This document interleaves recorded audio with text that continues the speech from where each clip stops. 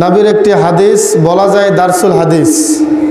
আলোচ্য বিষয় হলো এমন 6টি জিনিস, যেই 6টি বস্তুর হেফাজত করতে পারলে আল্লাহর নবী বলেছেন আমি তোমাদেরকে জান্নাতের গ্যারান্টি দিলাম।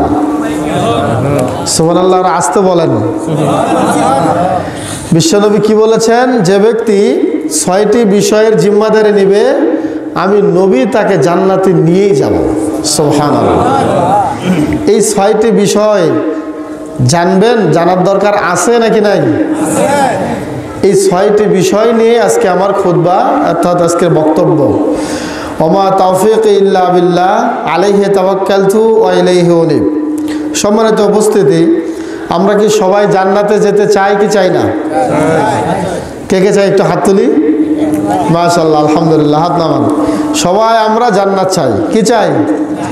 যে জান্নাতের তরে রাসূল লড়ে গেছে অদম্য, সেই জান্নাত আমার কাম্য। বলেন আমিন। আল্লাহ যেন আমাদেরকে ওই জান্নাত দেন যে জান্নাতে বিশ্ব নবী থাকবেন, বিশ্ব নবী আমাদেরকে সাথে নেবেন। বলেন আমিন।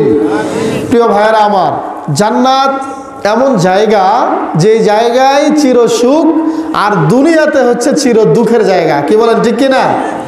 আমাদের একটা ভুল মেসেজ হলো চির সুখের জায়গা যেখানে জান্নাত, সেই সুখ আমরা খুঁজি দুনিয়ায়। কথা বলেন, ঠিক কিনা? চির সুখ কি দুনিয়ায় পাওয়া যাবে? চির সুখের জায়গা কোথায় বলেন তো? জান্নাত। জান্নাত হলো চির সুখের জায়গা। আপনি দুনিয়াতে যত টাকাওয়ালা দেখেন না কেন, যত পয়সাওয়ালা দেখেন না কেন, যত আলেম বলেন, যত হুজুর বলেন, যত মুফতি মাওলানাই বলেন, আর যত ব্যবসায়িক ভালো ব্যবসায়িক বলেন না কেন, খোঁজ নিয়ে দেখবেন কোনো না কোনো এক দিয়ে সে অশান্তিতে আছে। কথা ভুল বললাম? অশান্তিতে থাকবেই, কেউ চির সুখী হতে পারবে না, কারণ এটা দুনিয়া। আমাদের ভুল মেসেজ হলো যে আমরা চির সুখী হতে চাই। এই দুনিয়াতে স্বয়ং নবীরাও চির সুখী হতে পারে নাই, তো আপনারা আমি আর কেমনে পারবো? এটা কি সম্ভব? তাহলে চির সুখের জায়গা কোথায়? জান্নাত। ওই জান্নাত পেতে হলে আমাদেরকে 6টি আমল করতে হবে। কয়টি আমল? 6টি আমল। আজকের এই মাহফিল থেকে যদি আমরা এই মেসেজটা নিয়ে, এই স্পোকিংটা নিয়ে যদি আমল করতে পারি, তাহলে মনে রাখবেন আপনার জীবন সার্থক। আর যদি আমল না করেন, এরকম 10টা 1000টা মাহফিল দিয়েও কোনো কাজ হবে না। আমল করবেন তো ইনশাল্লাহ? কয়টি আমলের কথা শুনবো? 6টি। দেখেন, বিশ্ব নবী এমন নবী ছিলেন যার আগের পরের সমস্ত গুনাহ আল্লাহ মাফ করে দিয়েছেন। কি বলেন, ঠিক কিনা? এবং তিনি আমাদের এমন নবী, সমস্ত নবীদের সর্দার। এবং বিশ্বনবী বলেছেন নাহনুল আখিরুন আস-সাবিকুন, সহিহ বুখারীর বর্ণনা, আমরা এসেছি সবার শেষে কিন্তু জান্নাতে যাব সবার আগে। কে কে সুবহানাল্লাহ বলেন নাই? আমরা আসছি সব নবীর উম্মতের শেষ নবীর উম্মত হয়ে। সবার শেষে আসছি না আগে আসছি? শেষে আসছি, কিন্তু জান্নাতে যাবে কারা আগে? সবার আগে। সুবহানাল্লাহ বললেন না? বিশ্বনবী বলেছেন শোনো শোনো, আলা আউয়ালু মা ইউনশাক্কু আনহুল কবর, আমি এমন নবী আমার কবর দিয়েই শুরু করা হবে। কবর থেকেই যেই প্রথম উঠবে ওই ব্যক্তি আর কেউ নয়, ওই ব্যক্তি হচ্ছেন মুহাম্মাদুর রাসূলুল্লাহ সাল্লাল্লাহু আলাইহি ওয়াসাল্লাম।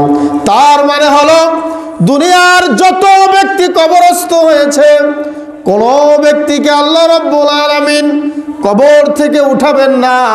সর্বপ্রথম যাকে কবর থেকে উঠাবেন, যার কবরটা বিদীর্ণ হয়ে যাবে, যার কবরটা ফেটে যাবে, যার কবরটা ফেটে দিয়ে যাকে সর্বপ্রথম দুনিয়াতে আবার জীবিত করা হবে, ওই ব্যক্তি হচ্ছেন আমাদের নবী, বিশ্ব নবী জনাবে মুহাম্মদুর রাসূলুল্লাহ সাল্লাল্লাহু আলাইহি ওয়াসাল্লাম। বলেন সুবহানাল্লাহ।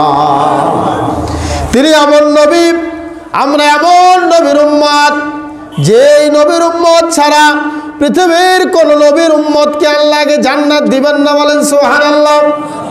আমরা সবার আগে জান্নাতে যাব যেই নবীর উম্মত, উম্মতে মুহাম্মাদি।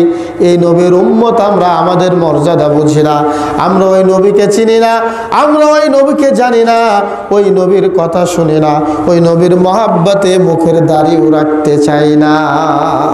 কথা বলেন ঠিক কিনা? নবীর মহব্বতে আমাদের দাড়ি আছে সবার? নাই। বয়স 80-র ধারে, বয়স 70-এর ধারে, এখনো আমাদের নবীর মহব্বতে দাড়িটা রাখতে পারতেছি না। এই মহব্বতে কোনো কাজ হবে? কাজ হবে বলেন? নবীর মহব্বতের সাথে, মুখের সাথে কাজের মিল রাখতে হবে। প্রিয় ভাইয়েরা আমার,